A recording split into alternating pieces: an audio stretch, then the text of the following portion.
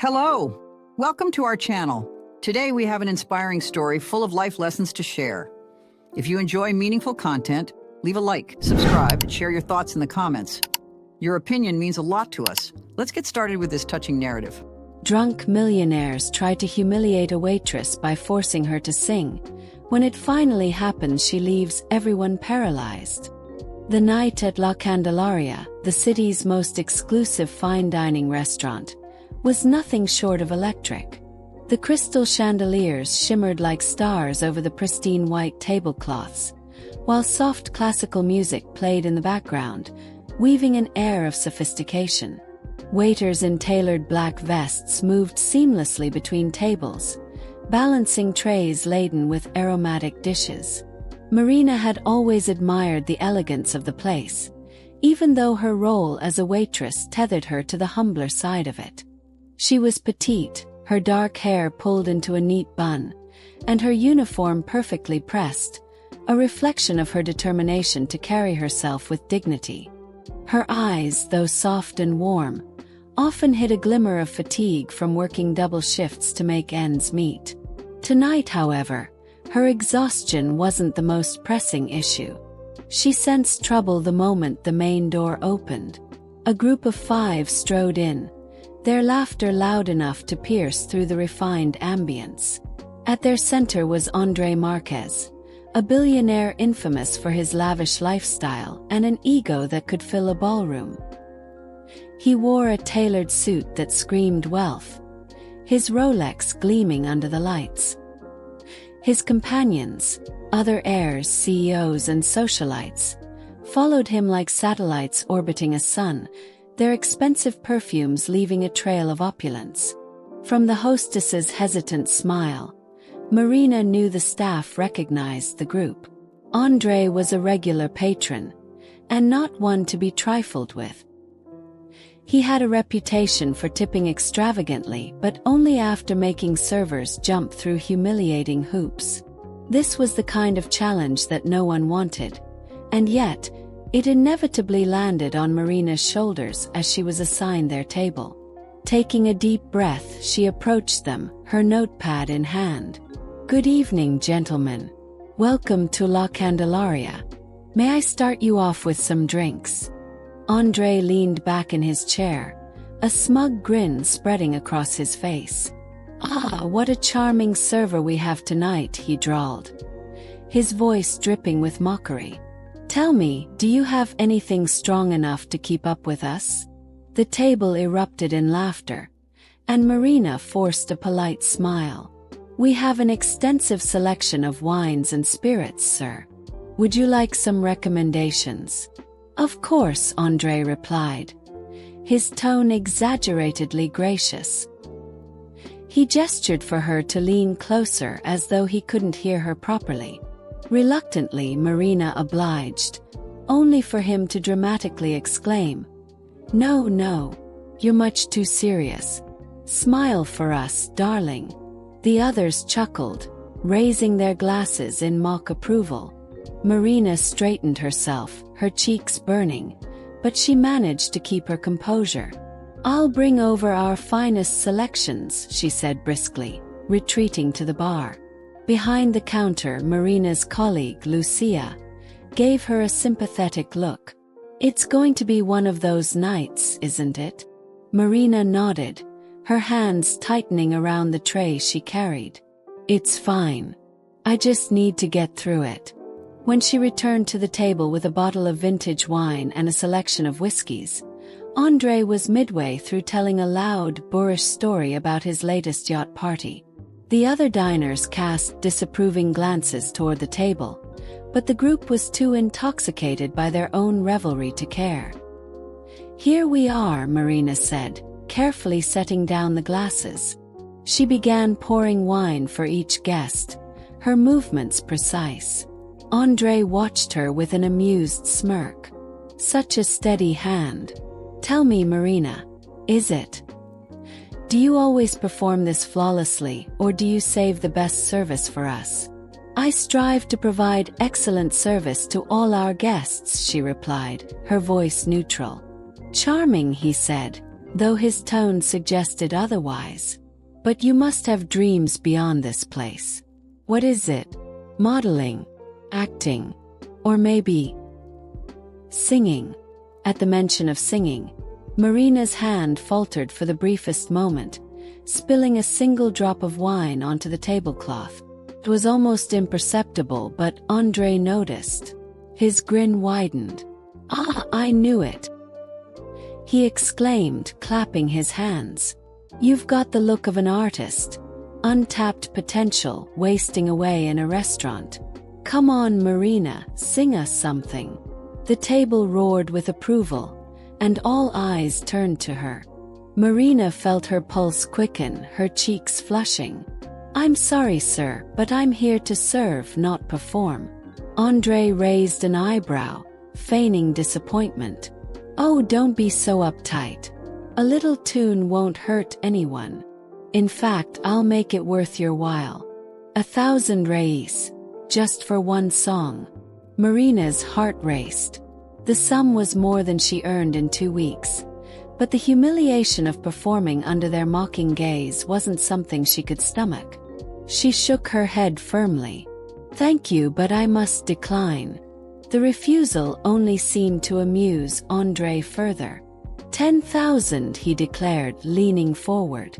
The room seemed to hold its breath. Marina hesitated, her mind spinning. It wasn't just the money. It was the way they looked at her, as though she were a puppet meant to dance for their entertainment. She felt the weight of the entire restaurant's attention, the pity in some eyes, the curiosity in others. "No," she said again, her voice steadier this time. Andre leaned back, a flicker of irritation crossing his face before he masked it with a smile. "You're quite the stubborn one. I like that. Gentlemen, shall we raise the stakes?" The others laughed, chiming in with higher offers, each trying to outdo the last. Marina stood there, her fists clenched at her sides, until the noise blurred into a dull roar. Finally, the maitre d', an older man named Eduardo, approached, his expression one of strained politeness. "Is everything all right here?" "Oh, perfectly fine," Andre said, his grin returning. "We're just trying to encourage your talented staff to showcase their hidden gifts. Don't you think it would liven up the evening?" Eduardo cast a quick glance at Marina, who shook her head almost imperceptibly. He cleared his throat.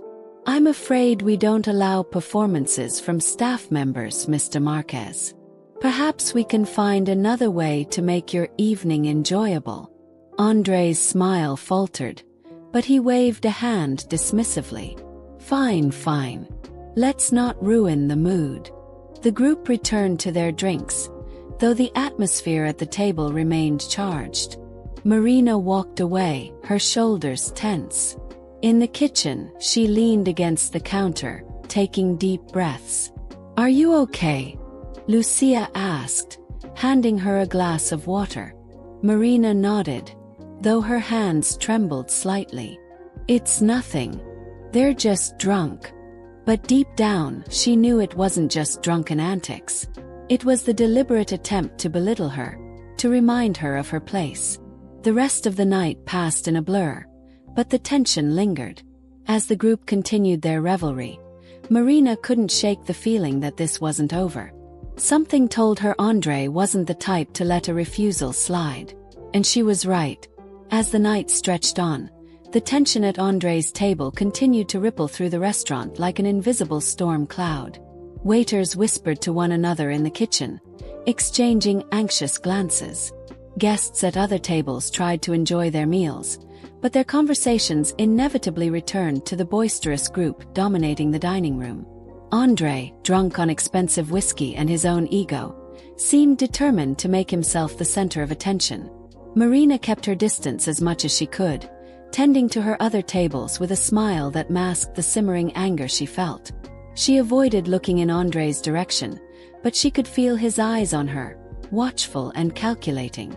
"Table 7 needs refills," Lucia whispered as she passed Marina in the kitchen. Marina's stomach sank. Table 7 was Andre's table. With a steadying breath, she loaded her tray with fresh drinks and forced her feet to move.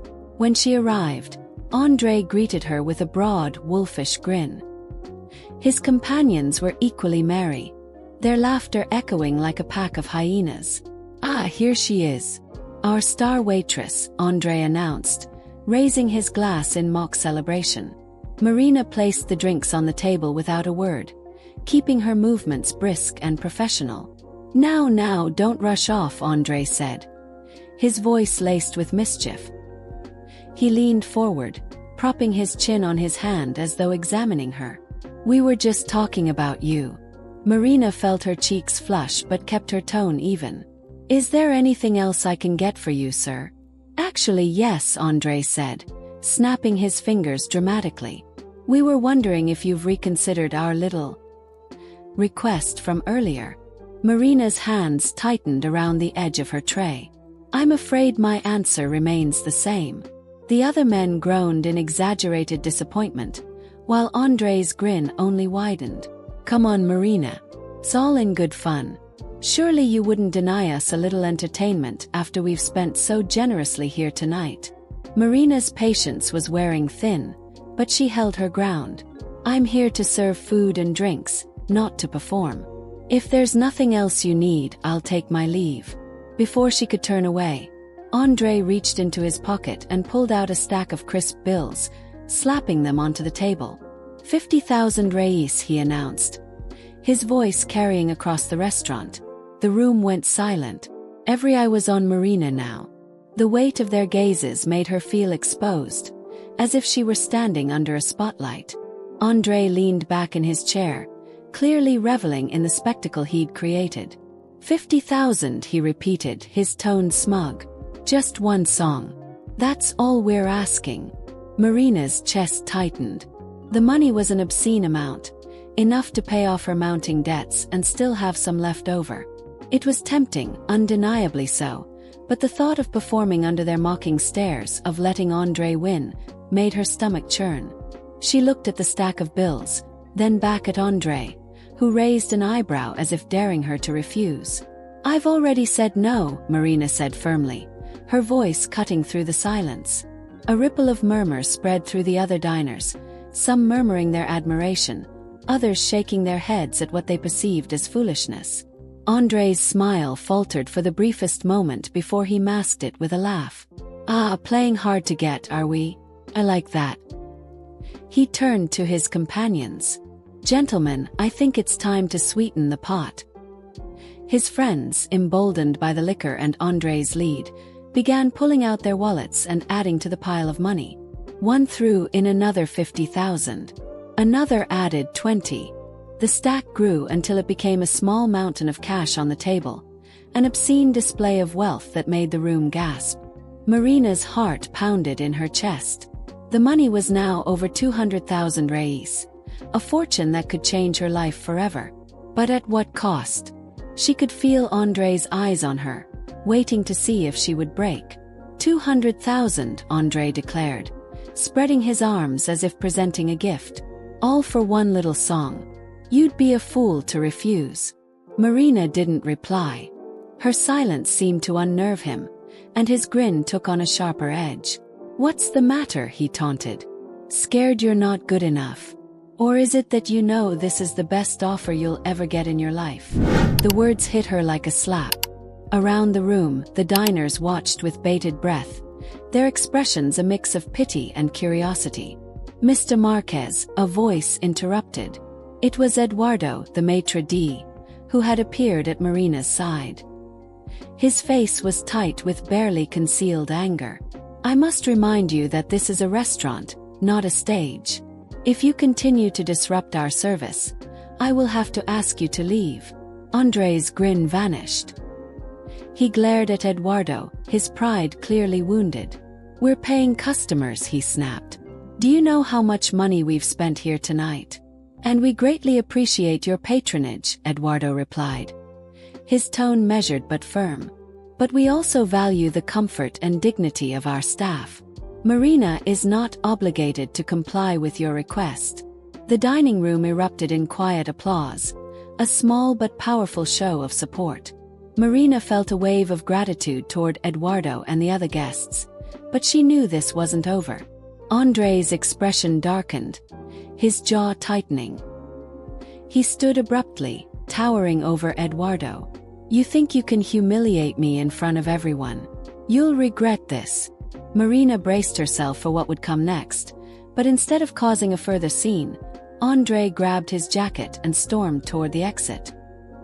His companions followed reluctantly, some shooting apologetic looks at Marina as they left. As the doors closed behind them, the room seemed to exhale. The tension that had gripped the restaurant finally released, and Marina let out a breath she hadn't realized she'd been holding. "Are you all right?" Eduardo asked, his voice soft now. Marina nodded, though her hands still trembled. "Yes, thank you." The rest of the night passed quietly, the chaos finally behind her. But as Marina cleared the last of the tables and prepared to go home, she couldn't shake the feeling that this wasn't the end. She had stood her ground, but Andre Marquez wasn't the type to let a challenge go unanswered. The following morning dawned crisp and clear, but Marina felt far from refreshed. After a restless night spent replaying the events at La Candelaria, she awoke with an uneasy feeling that lingered in her chest. She had stood her ground against Andre Marquez and his entourage, but the humiliation and tension from the night still clung to her like a second skin. As she prepared for her shift, she couldn't shake the memory of his parting glare, a promise of retribution.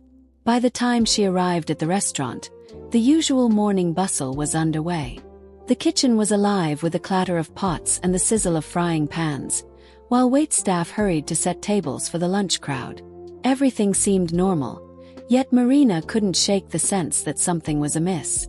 Her suspicions were confirmed when Eduardo, the maitre d', called her aside. His face was grave, his normally composed demeanor tinged with worry. "Marina," he began, folding his hands in front of him. "I need to warn you. Andre Marquez has lodged a complaint with the restaurant's owner." Marina's stomach sank. "A complaint? About what?" Eduardo sighed.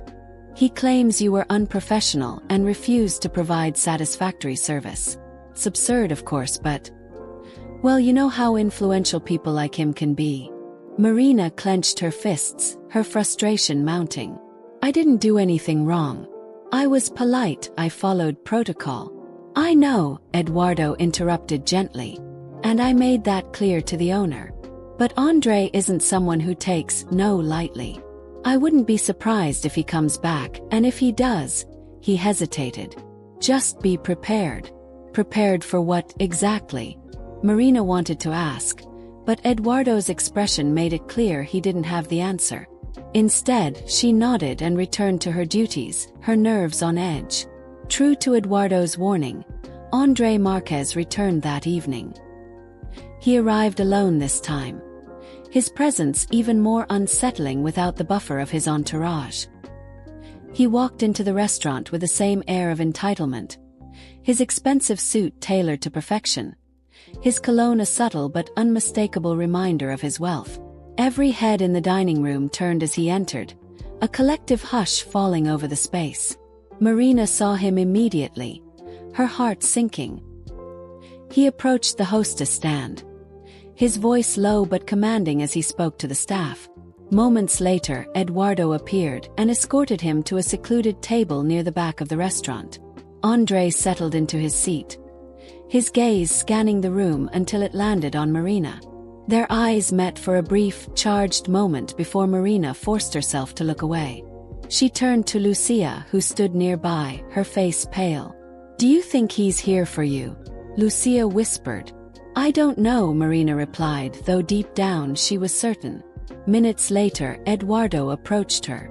"Marina," he said quietly, "Mr. Marquez has specifically requested you as his server." Marina stared at him, her pulse quickening. "Do I have to?" Eduardo hesitated. "You don't. But refusing might escalate things. I'll support whatever decision you make." Marina felt the weight of the choice pressing down on her. Part of her wanted to walk away, to let someone else handle the man who had caused her so much grief. But another part of her, a stronger, more defiant part, refused to let Andre intimidate her. She had faced him once, she could do it again. "I'll do it," she said finally, squaring her shoulders.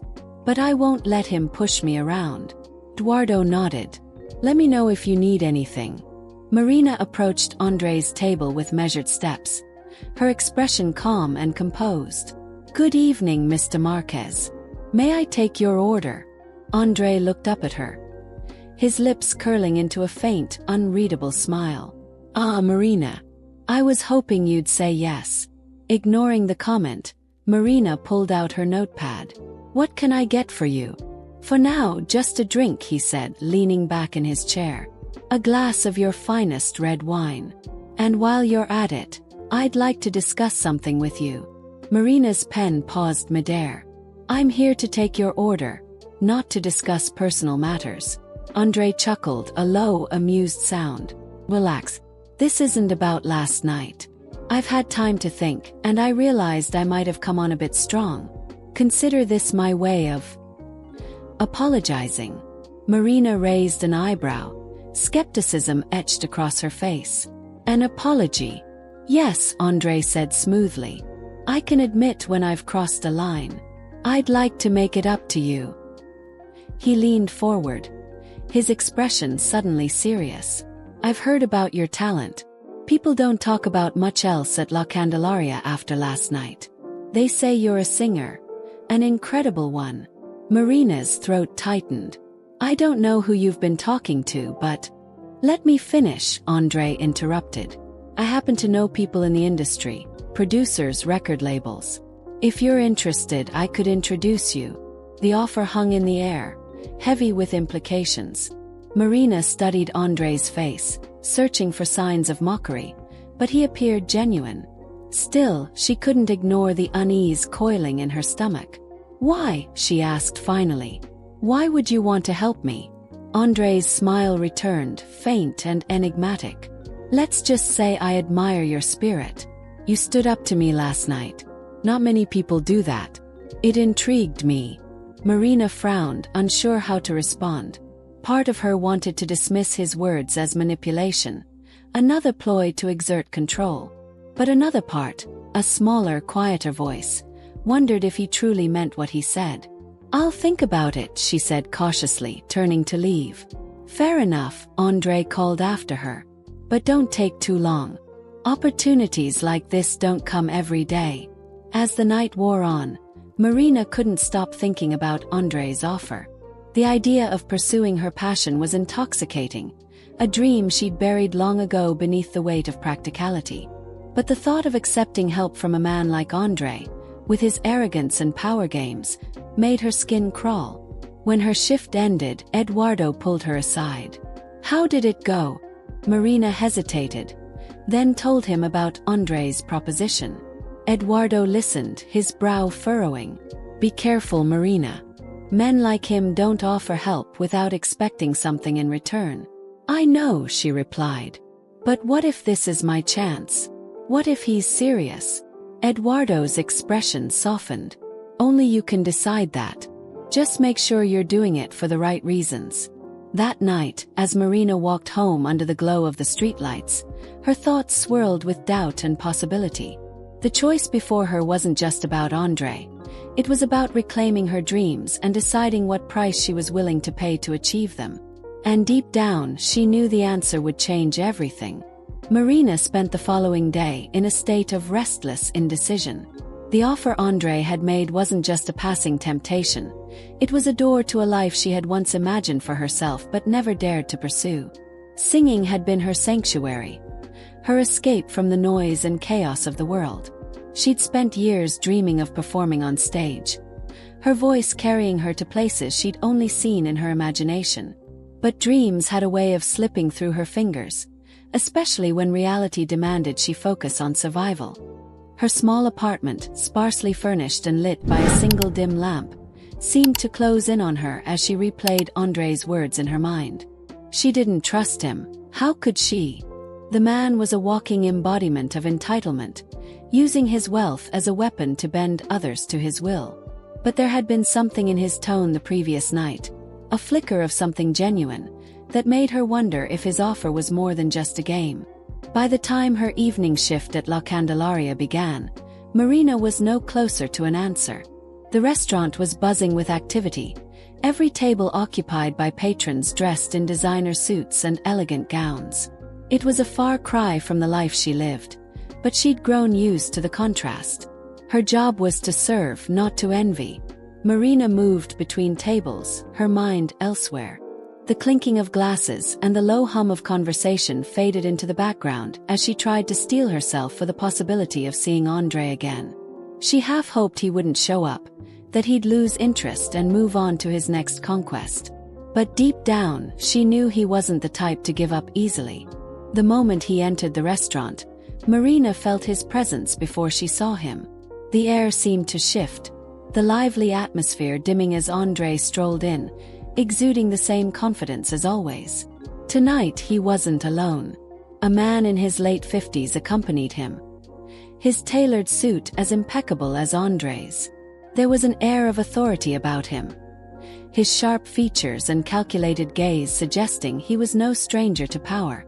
Marina watched from the corner of her eye as the hostess escorted them to a table. Her pulse quickened when she saw Andre glance in her direction, a small, knowing smile playing on his lips. She turned her attention back to her work, hoping to avoid any interaction with him. But her hope was short-lived. Minutes later, Eduardo appeared at her side, his expression unreadable. "Marina, Mr. Marquez has requested you again." She looked at him, her stomach twisting. "Do I have a choice?" Eduardo hesitated. "You always have a choice. But if you're willing, it might be worth hearing what he has to say." Marina swallowed hard, nodding reluctantly. She straightened her uniform and approached Andre's table with a calm she didn't entirely feel. Andre's companion looked up as she arrived, his expression unreadable but vaguely curious. "Good evening, Mr. Marquez," Marina said, her voice steady. "What can I get for you tonight?" Andre leaned back in his chair, his gaze fixed on her. "Marina, allow me to introduce Mr. Gustavo Almeida. He's a talent scout for some of the biggest names in the music industry." Marina's heart skipped a beat. Gustavo extended a hand, his demeanor polite but reserved. "Pleasure to meet you," he said, his voice smooth and measured. "I've heard quite a bit about you." She shook his hand, her mind racing. "I'm sure whatever you've heard has been exaggerated," she replied, glancing briefly at Andre. "Not according to Andre," Gustavo said. "He seems to think you have a remarkable gift. I admit I'm curious to see if he's right." Marina felt the weight of their combined attention, the pressure to prove herself settling heavily on her shoulders. She glanced around the restaurant, aware of the staff and patrons who might be watching. "I appreciate the compliment, but this really isn't the time or place for that." "I understand," Gustavo said, nodding. "But talent like yours shouldn't go unnoticed. Andre tells me you're hesitant, and I respect that. All I ask is for you to consider this. If you're willing to perform, I'm prepared to offer you a real opportunity. A recording session, a meeting with industry executives. The kind of chance most people only dream about." Marina looked at Andre, who was watching her with an expression that was difficult to read. There was no smugness, no mockery, just quiet expectation. For the first time, she wondered if he truly meant what he said, if he genuinely wanted to help her. The idea of stepping into a recording studio, of sharing her voice with the world, was both thrilling and terrifying. But the thought of taking such a leap under Andre's influence left a bitter taste in her mouth. Was it worth risking her pride, her independence, to chase a dream she'd buried long ago? "I'll think about it," she said finally, her voice steady. Gustavo nodded, seemingly satisfied. "That's all I ask. If you're ready to take that step, Andre knows how to reach me." As Marina turned to leave, Andre's voice stopped her. "One more thing, Marina." She looked back at him, her expression guarded. "Yes, don't let fear hold you back," he said, his tone surprisingly sincere. "You're better than that." Marina didn't reply. She walked away, her emotions swirling like a storm. In her heart, She knew Gustavo's offer was real. But accepting it would mean stepping into Andre's world, a place where power and manipulation ruled. It was a risk she wasn't sure she was ready to take. Yet, as the night wore on, a question lingered in her mind, refusing to be silenced. What if this is my chance? The days that followed were a whirlwind of doubt and anticipation for Marina. Every free moment was consumed by thoughts of the offer Gustavo had made. It was impossible to ignore the ache in her chest at the possibility of stepping into a world she had only ever dreamed about. But just as strong was her reluctance to accept Andre's involvement. He was a man who thrived on control, and Marina wasn't sure she could stomach the idea of owing him anything. She didn't have long to ruminate. On her next shift at La Candelaria, Andre returned, this time alone. His presence immediately drew attention, and Marina braced herself for another confrontation. But as she approached his table, she noticed something different. His usual air of arrogance was tempered, replaced by an almost casual calm. "Marina," he said as she arrived, his tone less playful than usual. "Thank you for coming." She raised an eyebrow, skeptical. "It's my job." Andre smirked, though the gesture lacked its usual sharpness. "Still, I appreciate it. I wanted to speak to you about Gustavo's offer." Marina set down the glass of water she had brought him, her movements deliberate. "I haven't made a decision yet." "I know," Andre replied. "That's why I'm here. I wanted to make something clear." He leaned forward, resting his elbows on the table. For the first time, there was no trace of mockery in his expression. Instead, he looked earnest. "I can tell you don't trust me," he began. "And you're right not to. I'm not exactly a saint. But this isn't about me. Gustavo is one of the best talent scouts in the business. If he's interested in you, it's because you've got something special. Don't let your feelings about me stop you from taking this chance." Marina crossed her arms, studying him carefully. "And why are you doing this? What do you get out of it?" Andre hesitated, as if weighing his words. "Honestly, first it was just about proving a point. I didn't like being told no, but then I heard you sing. Well, I heard about it, and I realized I was wrong. You're not just some waitress. You're someone who could actually make it. I want to help because I can." Marina felt a flicker of anger at his words.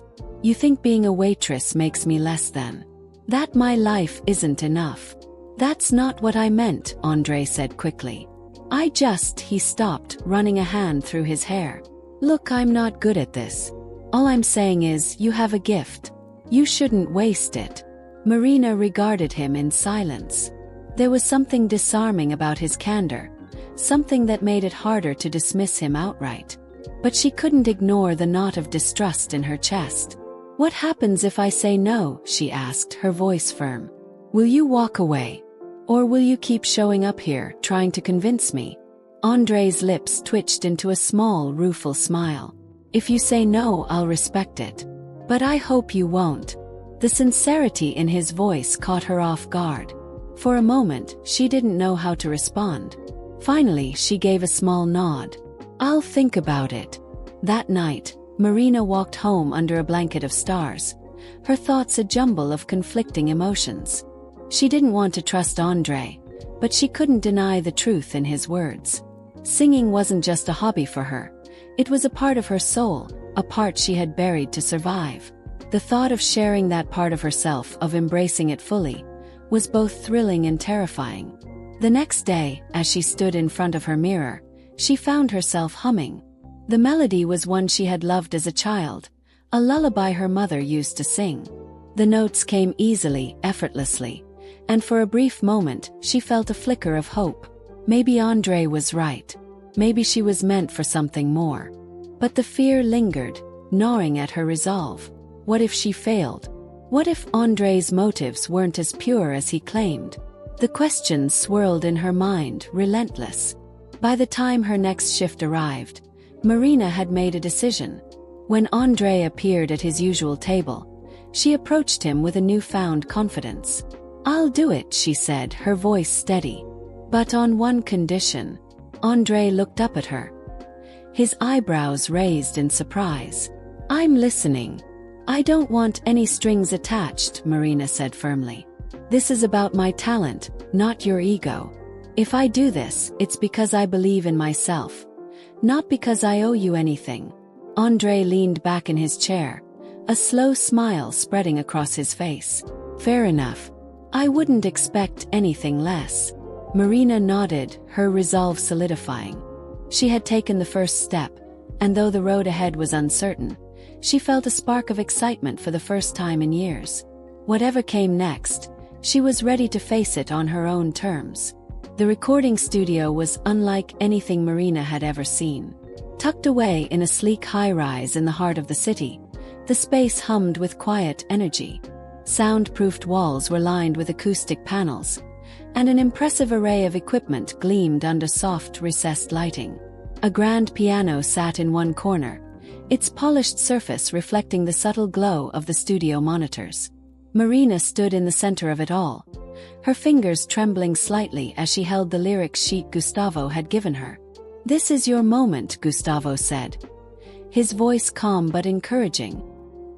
He stood beside her, dressed in his usual impeccable style, a clipboard in one hand and a pen in the other. "Just remember what we talked about. Feel the music. Let it flow through you." Marina nodded, taking a deep breath. The nervous energy in her chest mixed with a thrill she couldn't quite contain. This was it, the moment she had spent years imagining but never believed would actually happen. As she stepped into the vocal booth, the glass door closing behind her, she felt a sense of calm settle over her. The microphone stood before her like a quiet invitation, the soft glow of the control room lights filtering through the glass. Gustavo's voice came through the speakers. "Whenever you're ready, Marina." She adjusted her headphones, her heart pounding in her ears. The instrumental track began to play, a hauntingly beautiful melody that built slowly, inviting her voice to join it. She closed her eyes, letting the music wash over her, and then she began to sing. The first note was soft, almost tentative, but it carried the weight of everything she had kept bottled up for years. As the song unfolded, her voice grew stronger, soaring with emotion. Each lyric was a piece of her story, each note a reflection of her struggles and triumphs. She sang not just for herself but for the little girl who had dreamed of this moment, for the countless nights she had spent doubting her worth, for every person who had ever told her she wasn't enough. When the final note faded into silence, Marina opened her eyes, her chest heaving. Through the glass, she saw Gustavo and the sound engineer staring at her, their faces a mix of astonishment and admiration. "That," Gustavo said, his voice crackling through the intercom, "was incredible. Marina, you've got something special." Marina stepped out of the booth, her cheeks flushed with a mixture of pride and disbelief. "Do you really think so?" "I don't think," Gustavo replied. "I know." Word of Marina's talent spread quickly. Within weeks, she was invited to meetings with record labels and producers, each more eager than the last to work with her. The small circle of her once private world began to widen, drawing her into an industry she had only ever admired from afar. At times, the attention felt overwhelming, but Gustavo's steady guidance kept her grounded. Andre, true to his word, stayed in the background. He attended her first showcase but didn't approach her until the event was over. When he did, it was with a surprising humility. "You were amazing," he said, his voice free of the arrogance she had come to associate with him. "I'm glad you gave this a chance." "Thank you," Marina replied, studying him carefully.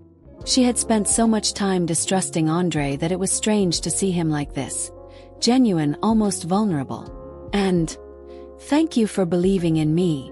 He smiled faintly. "I didn't do much. The talent was always yours." It was the closest thing to an apology she would ever get, and for once, it felt like enough. Months turned into a year, and Marina's life transformed in ways she never could have imagined.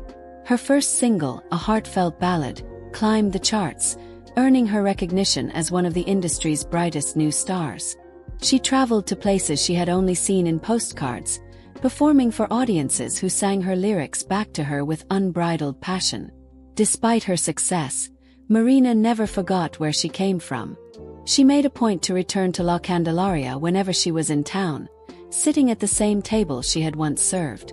Eduardo and Lucia greeted her with pride, their warmth a reminder of the life she had left behind but would always carry with her. One evening, after a sold-out concert in her hometown, Marina found herself standing on the balcony of her hotel room, gazing out at the glittering city below. The air was cool, the distant hum of traffic mingling with the faint echoes of applause still ringing in her ears. She thought of the path that had brought her here, the moments of doubt and fear, the people who had pushed her to take the leap. Her phone buzzed on the table behind her. It was a message from Gustavo.